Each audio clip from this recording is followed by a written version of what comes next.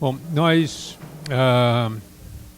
é uma imensa satisfação nós darmos início a essa segunda tertúlia desse ano, e dessa feita nós teremos o professor Luiz Roberto Ramos. Luiz Roberto Ramos é professor titular da Escola Paulista de Medicina, é uma autoridade no campo da geriatria e dos processos de envelhecimento. É um amigo de longa data, e é uma satisfação, uma honra tê-lo hoje aqui nessa nossa tertúlia. Eu gostaria de aproveitar a oportunidade para saudar o Dr. Pompeu, que e depois vamos dar uma... Dr. Antônio Carlos Pompeu, ele é um dos candidatos às vagas que hoje se encontram em processo de eleição aqui na nossa academia, e é sempre bom nós o termos aqui conosco, que temos a oportunidade de conversar ao vivo e em cores, né? Antes da conclusão desse processo eleitoral. Muitíssima boa sorte, Dr. Pompeu. Essas são as duas notícias alegres. Temos uma notícia que é algo triste, que é a saída da nossa secretária, a nossa assistente da diretoria, a senhora Neuza Oliveira. E nós a convidamos para almoçar conosco nessa tertúlia para poder expressar-lhe o agradecimento pelo trabalho que vem desenvolvendo junto à academia, e dizer que estamos sempre aqui.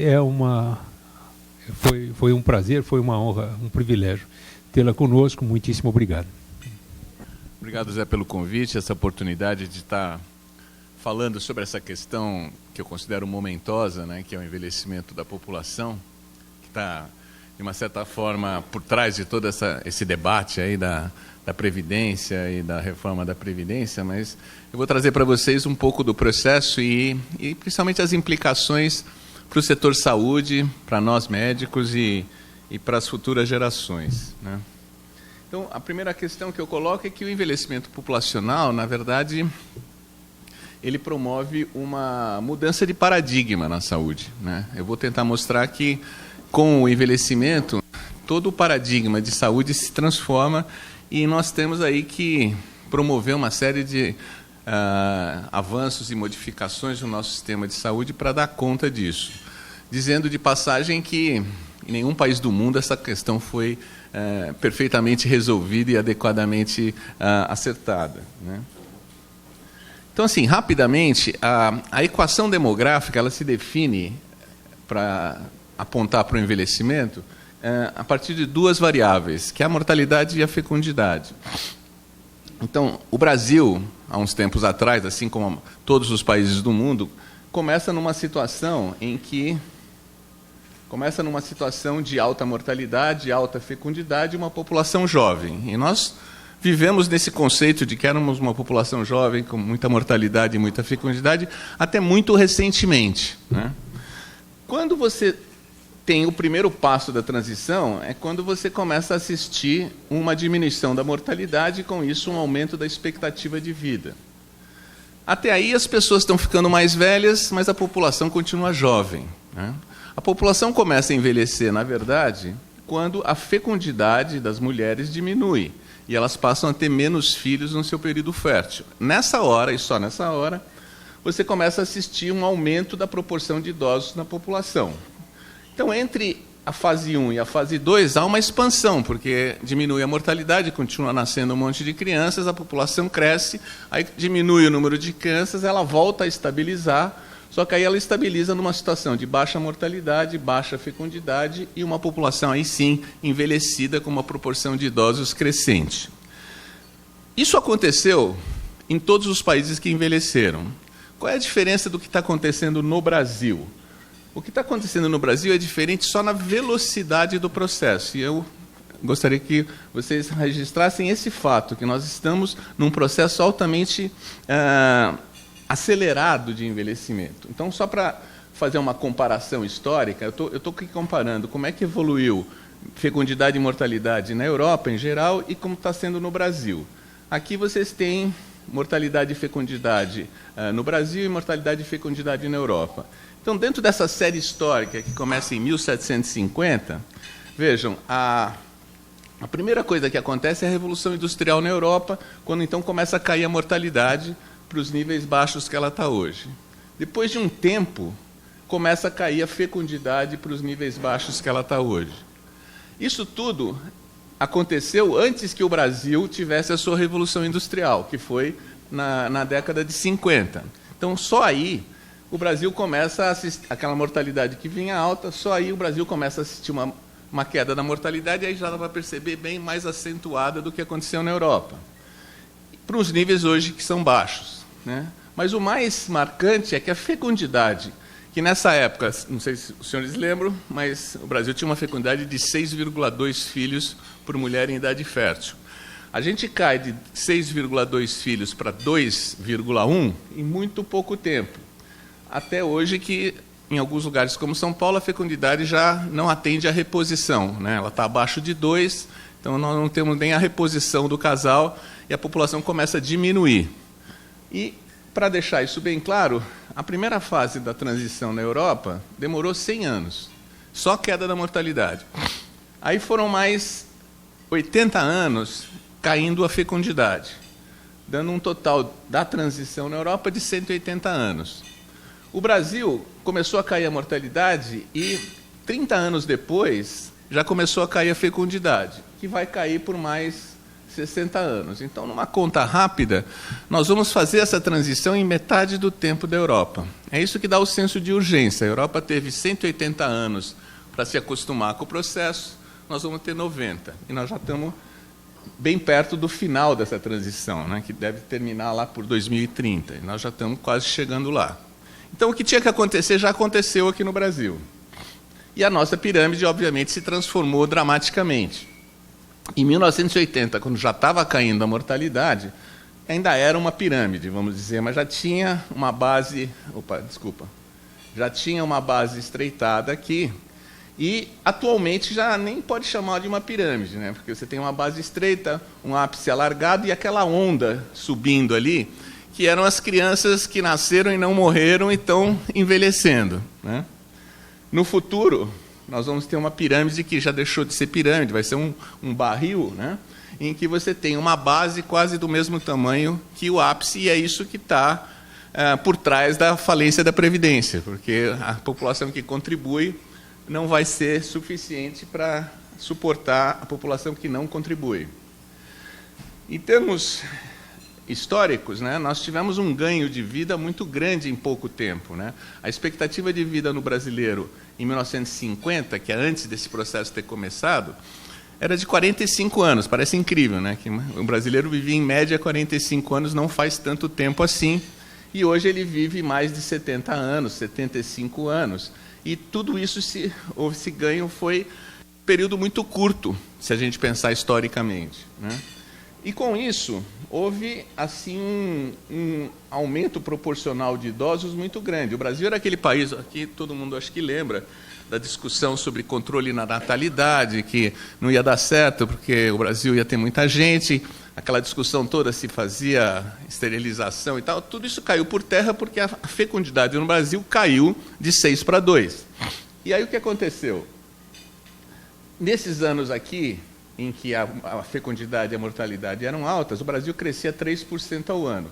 A partir de 70, quando cai a fecundidade, a barrinha vermelha, que são dos idosos, já se destaca, e a partir de 1980 cresce mais de 100%. Então, desde 1980, que a população que mais cresce no Brasil é a população com mais de 60, fazendo com que a gente denominasse isso de um boom de idosos, né? Esse boom de idosos, ele começa realmente no final do século, porque em 1950, antes disso tudo acontecer, nós tínhamos 2 milhões de pessoas com 60 anos ou mais. Em 75 já eram 6, a gente virou o século com 14 milhões, e nós vamos encontrar, em 2025, 32 milhões de pessoas com mais de 60 anos. Vale notar que esse trajeto todo aqui se dá no período de uma vida. Eu, por exemplo, sou da geração que nasceu na década de 50. Se eu chegar nos 70, que eu espero, 75, eu vou ter assistido todo esse processo de envelhecimento populacional, assim como várias pessoas. Então, populacionalmente falando, é um processo muito rápido. Deu no jornal, agora em julho do ano passado, essa manchete no Estadão, que em 2060 o país vai ter mais idosos que crianças. Isso é uma receita complicada de ser administrada do ponto de vista de previdência e de benefícios sociais, porque vai ter muito menos criança do que idosos, né? Isso já é uma realidade aqui no Brasil. Bom, essa é a parte demográfica da história. Aí o que acontece para o lado da saúde? Para o lado da saúde, você tem, paralelo à transição demográfica, você tem uma transição epidemiológica. Na medida que muda o perfil de idade da população, mudam as causas de morte, mudam as causas de doenças, né? E esse gráfico está mostrando, para São Paulo, né, que de 1930 para 2000, houve uma mudança radical. 40% das mortes em 1930 eram doenças infecciosas, um pouco mais de 10% eram doenças cardiovasculares. Hoje é exatamente o contrário. Houve uma inversão, né? O que matava 40% hoje mata 5%, e o que matava 10% hoje mata 40%. Eu digo que esse é o X da questão, ou seja, essa inversão, saem as doenças infecciosas de cena, entram as doenças crônicas não transmissíveis, a principal entre elas a doença cardiovascular, mas todas as doenças crônicas em geral subindo por conta do envelhecimento da população. E por que isso acontece? Acontece porque o envelhecimento, se a gente for resumir em 2 palavras, envelhecimento é perda funcional. Então, o nosso organismo, que se construiu para uma máxima funcionalidade na infância, vai perdendo função. Eu construí esse gráficozinho esquemático aqui, que mostra o seguinte: o homem é um bicho que nasce não preparado para levar uma vida independente, né? Nós temos que cuidar do bebezinho, da criancinha, do adolescente, então vão aí 15, 20 anos cuidando da pessoa para ela se tornar um ser independente, né?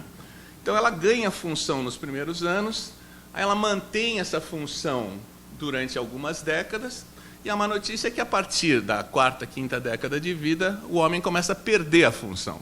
E aí há um declínio funcional esperado, que faz com que a velhice seja identificada com essa perda funcional. Só que, se a gente perder função na média, nós vamos chegar, no final da história, com menos função do que a gente tinha aos 30 anos, mas o suficiente para levar uma vida independente, né? O que a gente observa é que tudo que a gente não quer na velhice é que essa perda funcional nos leve a ultrapassar esse limiar da dependência, ou seja, eu perdi tanta função que eu já não tenho mais independência para realizar as coisas que eu tenho que realizar no dia a dia. Então, se a gente tiver em mente esse limiar de dependência, o que acontece com algumas pessoas? Que, ao invés de ter um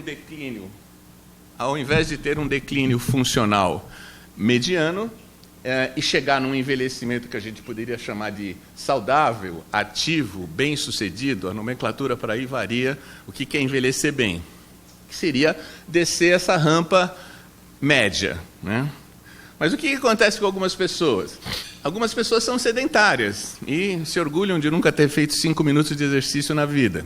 O que vai acontecer com essas pessoas? Elas provavelmente vão empurrar essa rampa para baixo e vão descer uma rampa mais inclinada e vão chegar num lugar diferente, vão chegar num envelhecimento já com algumas limitações por ter passado a vida toda sem fazer exercício.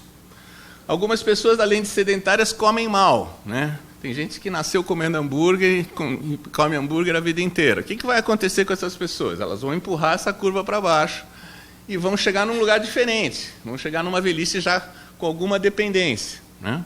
Algumas pessoas, não contentes com isso, ainda continuam fumando, né? E aí vão empurrar essa rampa mais para baixo, vão chegar num lugar ainda diferente, aí talvez numa velhice com muita dependência. O que eu estou querendo dizer com isso? Que a nossa genética, ela está programada para nos fazer perder função, mas não o suficiente para nos tornar dependentes. vão ser os nossos hábitos, vai ser o ambiente que a gente vive que vai determinar, na verdade, a inclinação da curva. Eu quero uma curva com uma baixa inclinação, mas isso depende um pouco de mim, dos meus hábitos e dos meus costumes, né? E a genética, que obviamente não tem como controlar e pode ocasionar problemas muito maiores, mas que aí não tem essa implicação de hábitos. Essa é uma curva importante para a gente entender o problema central da questão do envelhecimento do ponto de vista da saúde pública. Isso aqui é uma curva de sobrevida, tá, pessoal? Então, é uma curva de sobrevida de uma população que a gente pode dizer uma população bem desenvolvida. Por quê? Porque nos primeiros 20, 30 anos não morre ninguém aqui, né? A sobrevida é quase total. Aqui vai morrer acidente de moto, erro inato do metabolismo, essas coisas que a gente não controla. Agora, a partir dos 30 anos, essa curva de sobrevida abre outras possibilidades, né? Aqui você só tem duas possibilidades aqui. Aqui você só tem a possibilidade de estar vivo na curva ou ter morrido e pulado fora da curva. Depois dos 30 anos, a gente começa a ter outras opções. Ou seja, a gente pode estar vivo, mas carregando uma doença crônica para o resto da vida, que seria a conjunção dessa faixa laranja e verde, seriam as pessoas que, aos poucos, vão adquirindo doenças crônicas durante a sua vida. A faixa verde e laranja juntos são as doenças crônicas. A faixa laranja seriam as pessoas que estão vivas, carregando uma doença crônica e já com uma incapacidade associada a essa doença crônica. E aí que mora o perigo. Porque, normalmente, nós estamos acostumados, no velho paradigma que eu vou falar, numa doença infecciosa, você só tinha duas alternativas, né? Ou você vencia a doença, ou ela vencia você. Então, ou você curava, ou você morria. Era uma equação bem cartesiana, né? Depois disso, quando você fica mais velho, você começa a ter doenças crônicas que, 1, não são curáveis, e 2, não matam rápido. Então, o que acontece? Você vai ter muitos anos convivendo com a doença. Se você conviver adequadamente com essa doença, você fica só com a doença. Se você não conviver adequadamente com essa doença, você vai ter a doença e uma incapacidade associada com a doença. E é isso que é o problema em termos de saúde pública, porque essa população que está aqui nessa faixa laranja é uma população de que durante muitos anos, décadas, vai ter que cuidar de uma doença crônica e se virar com as incapacidades que ela adquiriu por não cuidar bem da doença crônica, né? Então, você deixa de ter um doente e passa a ter o doente e mais alguém que vai ter que ser permanentemente alugado para cuidar do doente. Pode ser a esposa, pode ser a filha, pode ser um cuidador contratado, mas deixa de ser um problema só de uma pessoa, em termos de saúde pública. Então, eu resumiria que nós saímos de um velho paradigma onde a população de risco eram as crianças, o problema eram as doenças infecciosas, os fatores de risco eram socioeconômicos e ambientais, e foram sendo trabalhados. As medidas preventivas eram bastante eficazes, que eram as vacinas, que chegaram a eliminar algumas doenças do panorama de saúde brasileiro, mas como o Brasil é um país criativo, elas estão voltando agora, né? Que pararam de vacinar, migração, então nós estamos sendo reapresentados para o sarampo, provavelmente para a poliomielite e outras coisas. Mas, neste momento, eu digo que esse paradigma eliminou algumas doenças, né? E os tratamentos, esse era o marcante, os tratamentos eram simples, definitivos e baratos. É o famoso antibiótico por uma semana resolvia tudo. Isso está no inconsciente popular até hoje, né? Então, neste paradigma, você tinha a possibilidade de prevenir doenças, de curar doenças, e se nada disso der certo, morte rápida, né? O que acontece no novo paradigma? No novo paradigma, a população de risco são os idosos, o problema agora são doenças crônicas não transmissíveis e não curáveis, os fatores de risco agora são genéticos e comportamentais, portanto, mais difíceis de serem trabalhados, as medidas preventivas são pouco eficazes, a gente tem a vacina da gripe, mas todo mundo sabe que não é uma coisa 100%. E agora os tratamentos são complexos, crônicos e caros, né? Então, se você não fizer tudo isso bem, você tem que contemplar a possibilidade da pessoa ser hospitalizada ou, em alguns casos, mais de institucionalização. Então, neste paradigma, você não tem prevenção, você não tem cura, e você tem a possibilidade apenas de fazer controle crônico de doenças que, se bem sucedido, evita a incapacidade. Então, eu costumo dizer que é um paradigma bem mais sombrio do que o anterior. A gente era feliz e não sabia, né? Quando todos os problemas eram mortalidade infantil, doença infecciosa e tudo mais, né? E aí eu vou dar alguns dados de um estudo que a gente realiza ali na Vila Clementina, na região da escola. A gente segue os idosos daquela região desde 1991. Então, isso aqui é dado de uma população de idosos, uma população classe média, média alta, numa região relativamente estável da cidade de São Paulo. Nesta população, como na maioria das populações idosas, alta prevalência de hipertensão, né? Então, aqui, 62% dos entrevistados que a gente mediu pressão estavam com a pressão elevada. Até aí tudo bem, essa é a prevalência normal de hipertensão. Mas quando a gente foi perguntar como é que estava o tratamento, então a gente via que 46% descobriu que era hipertenso por causa da pesquisa. Então estava lá curtindo sua hipertensão sem nem saber que era hipertenso. 36% sabia que era hipertenso, tomava remédio e continuava hipertenso, que é o pior dos mundos, né? Você está tomando remédio e você continua com o risco da hipertensão. Só 18% dos idosos dessa região sabiam que eram hipertensos, tratavam e estavam com a pressão controlada, que seria o objetivo óbvio de um tratamento. Então, 18% significa o quê? Que São Paulo tem 1 milhão de habitantes, 700 mil têm hipertensão arterial, e só 18% desses 700 mil estão com a pressão controlada. Os outros estão aí, soltos, esperando o seu AVC, seu infarto, essas coisas que podem acontecer com quem não controla a pressão. Resultado, quando a gente dava um checklist para esses idosos, de 20 doenças que a gente considerava as mais frequentes, só 6% não se identificou com nenhuma das doenças. 61% se identificou com 1 a 4 daquelas doenças.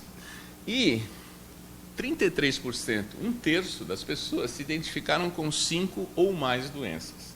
Então, quando você encara um idoso na atenção básica, você já pode esperar que ele não vem sozinho, ele vem com várias doenças na sua bagagem, né? E isso é um dos problemas de saúde pública, porque o médico que está lá na atenção primária estava acostumado com aquele paradigma antigo, criança, infecção, antibiótico por 1 semana. Agora ele encontra um idoso que tem 5 doenças crônicas, toma 10 comprimidos por dia, e se você não fizer um serviço bem feito, ele vai perder função e vai se incapacitar, né? Então, não é difícil você imaginar um idoso com 5 doenças crônicas. Hipertensão pega 70%, diabetes adora andar junto e pega mais 25%. Se for mulher, vai ter uma osteopenia necessariamente. Se for homem, vai ter uma hiperplasia de próstata. Aí põe tudo isso junto, o cara deprime. 25% dos idosos têm depressão não tratada. E aí, se a gente computar que catarata é uma questão de tempo, já deu a 5, né? Aí a relação entre essas doenças pode gerar outras doenças, esses tratamentos podem gerar outras doenças. Então, não é difícil você encontrar um idoso com 5 doenças crônicas para serem administradas no dia a dia.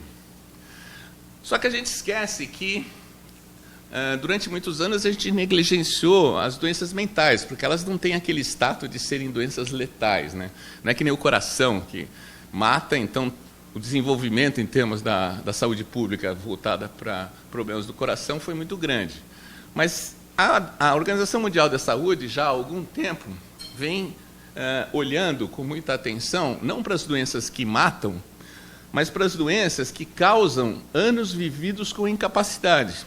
E aí, entre as 15 e mais da metade são doenças mentais. E, curiosamente, nessa época, o primeiro lugar era a depressão. Então, depressão é uma das doenças que mais causa anos vividos com incapacidade. Pergunta quem que trata hipertensão em velho? Ninguém, né? Na nossa pesquisa, 2% das pessoas que foram pegas no screening de depressão estavam tomando um antidepressivo. Os outros 98% estavam lá se perguntando por que ele não se sente bem, indo em vários médicos e ninguém dava o antidepressivo para ele. Bom, a geriatria, por conta daquela declínio funcional, já há muito tempo olha com muito mais atenção para as incapacidades das pessoas do que para as próprias doenças, né? Eu construí essa escadinha baseado também no a nossa corte aqui da Vila Clementino. Essas aqui são as chamadas atividades da vida diária, que qualquer bom geriatra ou gerontólogo aplica para saber qual é a funcionalidade do seu paciente. Eu não quero que ninguém corra maratona só para se mostrar funcional, mas eu quero que alguém seja capaz de fazer o supermercado, cuidar do banco, tomar os seus remédios, tomar um banho sozinho, se vestir, enfim, levar uma vida normal. O que acontece? Essas pessoas que eu entrevistei, 49% já não conseguiam fazer compra sozinho, 42% não conseguiam pegar um ônibus sozinho, cuidar do banco, andar, tomar banho, comer sozinho, até os 4% que já não conseguiam sair da cama sozinhos. Tá? A gente fez um estudo, mostrou que existe uma hierarquia, né? Ninguém deixa de sair da cama e faz supermercado, né? Quem não sai da cama não faz supermercado, mas quem não faz supermercado não necessariamente não sai da cama. Então tem uma escadinha hierárquica aqui. E a partir daqui, você pode dizer que o indivíduo tem necessidades de ajuda que já não convivem com morar sozinho, por exemplo. Eu consigo morar sozinho e ter uma filha que faz o banco para mim, que tem uma filha que faz o supermercado para mim, mas eu não consigo morar sozinho se eu preciso de ajuda para ir no banheiro, ou se eu preciso de ajuda para tomar banho. Então, a partir daqui, eu estou identificando pessoas que têm uma necessidade de ajuda ali, 24 horas em casa. Ele não pode estar sozinho. E isso pega uma razoável proporção da população que já não tem essa condição de morar sozinho. E quando a gente pega um paciente geriátrico, a gente quer colocar ele nessa escada. Será que ele está aqui só com necessidades instrumentais ou ele já está aqui com necessidades pessoais de ajuda, né? Quando a gente junta todos esses degraus, de novo, é a mesma população da Vila Clementino. A gente vê que 34% estava bonito ali no topo da escada, não tinha descido nenhum degrau. 51% já tinha chegado no meio da escada, né? Já tinha perdido a autonomia para fazer as atividades tipo supermercado e banco. E 16% já tinham cruzado aquele limiar de alta dependência. Então, voltando no 1 milhão de idosos que tem em São Paulo, você tem por baixo uns 160 mil que já não conseguem administrar um dia a dia sozinhos em casa. Aí o desenvolvimento das casas de repouso e todas essas instâncias que visam ajudar esse tipo de problema. Esse aqui é o estudo que a gente fez, que começou em 1991, teve 4 ondas, aí a gente renovou a coorte em 2006 e continuamos seguindo e vamos continuar seguindo esse pessoal. Fruto desse estudo longitudinal, né, de coorte, foi possível calcular o risco de morte, né, o risco relativo de morte, comparando o que as pessoas tinham na entrada do estudo com o que elas tinham com as pessoas que morreram, e comparando as pessoas que morreram e que não morreram. Então, aqui eu estou mostrando que, depois de alguns anos de seguimento, quase 10% das pessoas, em geral, tinham morrido. Morreram acima da média. Acima da média.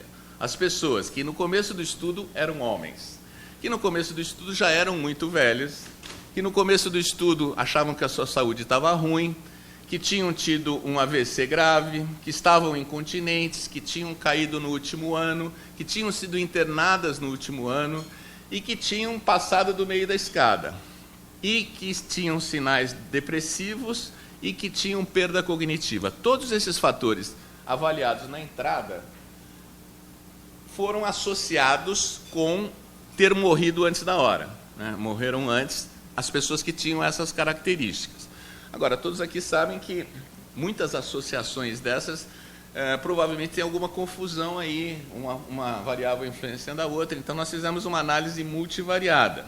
E aí, daqueles 10 fatores, sobraram 5 que têm uma influência direta na mortalidade e independente de todos os outros. E que seria o quê? A velhice, o mais velho morrer antes, isso aí se manteve, né? O risco de uma pessoa mais velha é maior do que uma pessoa mais jovem. Infelizmente, o risco do homem, independente de qualquer outra coisa, é maior do que a mulher, né? Então, ser homem já garante que ele vai ter uma mortalidade maior que a mulher. Oi? Não, então, está diminuindo um pouco isso, mas ainda é bem verdade que o homem morre mais do que a mulher, independente de qualquer outro fator. Ter tido uma hospitalização no último ano também se manteve na equação, ou seja, se encontra um velhinho, quem foi internado no último ano, ele está com mais chance de ter um problema no futuro do que um outro, que não. Mas o mais interessante é que, primeiro, não apareceu nenhuma doença aqui, né? Como um fator independente de mortalidade, não apareceu nenhuma doença. E apareceu sim, as pessoas que perderam função cognitiva tinham quase 2 vezes mais chance de morrer do que quem tinha cognição boa. E as pessoas que estavam cruzando o limiar de dependência naquela escadinha morreram 3 vezes mais do que quem estava em cima da escada. Então, esse foi o grande achado nesse nosso estudo, que você tem 2 fatores modificáveis que têm uma implicação direta e independente no risco de morte dos idosos, que é perder função cognitiva e perder função motora nas habilidades do dia a dia. Então, nós começamos a trabalhar em cima dessa questão, ou seja, o que eu vou fazer de prevenção? Ninguém descobriu ainda como é que previne direito o diabetes, a hipertensão e nada disso, mas eu consigo talvez prevenir que as pessoas que têm essas doenças crônicas desçam aquela escada e percam memória, e com isso eu estaria fazendo uma promoção de saúde adequada para melhorar a sobrevida e a qualidade de vida dessas pessoas. Isso posto, a gente chega na conclusão que hoje em dia a gente tem que mudar um pouco os indicadores de saúde, né? Antigamente era muito comum, indicador de saúde é que doenças você tem, então fazia lá uma contabilidade de doenças, quem tinha mais doença era mais doente, né? Isso não é verdade, né? Você pode ter uma pessoa com 5, 6 doenças crônicas e ela ser muito mais funcional do que um deprimido não tratado, por exemplo, né? E que só tem a depressão, não trata direito, é totalmente disfuncional. Então, como indicadores de saúde que a gente está apregoando é que a gente olhe atentamente para a capacidade funcional e não para os diagnósticos que o indivíduo tem, né? E também, como termômetro de saúde, a qualidade de vida. Antigamente a gente punha termômetro para saber se estava com febre. Agora a gente pergunta da qualidade de vida para saber se aquelas doenças crônicas que ele tem estão bem administradas, porque se estiverem bem administradas, ele vai referir uma boa qualidade de vida. Se não estiverem bem administradas, ele não vai referir uma boa qualidade de vida. Então, esses seriam os 2 principais indicadores de saúde, fugindo um pouco do clássico da sinistralidade, né? Quantas vezes ele internou, quantas vezes ele não sei o quê, que isso não guarda muita relação, né, com o que você pode fazer e com o que ele efetivamente tem de saúde, né? Então, o que eu falo para os estudantes de medicina, nós estamos frente a esse paradigma que vai exigir novos objetivos, que infelizmente a escola médica não ensina muito bem. Como é que eu mudo a atitude das pessoas? Como é que eu mudo o comportamento das pessoas? Como é que eu chego para um cara que nunca fez exercício e faço ele fazer?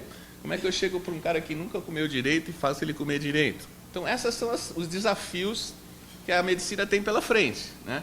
Além de batalhar pela inclusão social, porque isolamento na velhice é um fator de risco muito sério, né? Uma pessoa que mora sozinha, sem grandes contatos, ela está destinada a ter um declínio funcional não percebido por ela e por ninguém, e com isso evoluir desnecessariamente para estados mais graves. E por último, talvez o único fator objetivo que depende de nós, né? É convencer o freguês que ele tem que tomar aquele comprimido por resto da vida, e não por 7 dias como antigamente, né? Então você vai instituir um tratamento e deixar bem claro que esse é o primeiro dos remédios que ele vai tomar o resto da vida. Talvez ele tenha que tomar outros, mas são tratamentos crônicos, né? E mais, aquela história de que precisa ter um médico, hoje em dia um médico só não faz verão, né? Você vai tratar um idoso, tudo bem, você pode ter um geriatra, que seria ótimo, um clínico geral, mas você tem que ter acesso a uma equipe interprofissional. Você precisa ter a fisioterapeuta lá disponível, você precisa ter a terapeuta ocupacional, a fonoaudióloga para o cara parar de engasgar, o dentista para repor os dentes que ele perdeu, o educador físico para ensinar ele a fazer exercício, e vai perguntar se tem tudo isso na unidade básica. É óbvio que não tem. Então, esse é um desenvolvimento que a gente vai ter que ter. Prover um cuidado interprofissional na unidade básica. E lembrar que para quem está tomando 10 comprimidos por dia, se eu conseguir resolver algum problema dele sem comprimido, é uma boa atitude, né? Então, lembrar que meditação é uma coisa que já está demonstrada, que pode diminuir pressão arterial, diminuir níveis glicêmicos, diminuir depressão, às custas de um treino de meditação. Acupuntura para dores, homeopatia para problemas diversos.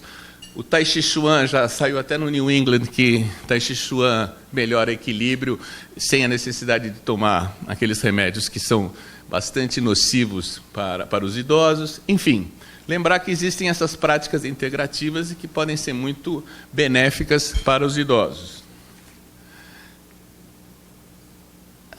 Deixa eu voltar aqui. Em 1998, a gente conseguiu inserir na Política Nacional de Saúde do Idoso, que foi, pela primeira vez foi instituída uma Política Nacional de Saúde do Idoso.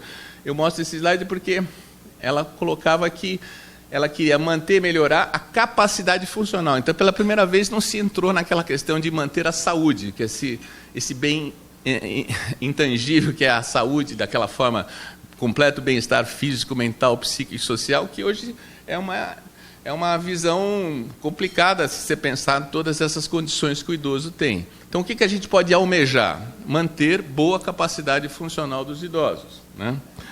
E isso é uma tarefa que vai ser a tarefa maior do sistema de saúde, de todos os profissionais de saúde daqui para frente. Infelizmente, nós estamos correndo atrás ainda, né? Peguei um levantamento da Associação Nacional dos Médicos, como é que é? Conselho Federal de Medicina, fez uma estatística, o Zé que me passou isso aí, sobre a estatística das escolas médicas e das especialidades.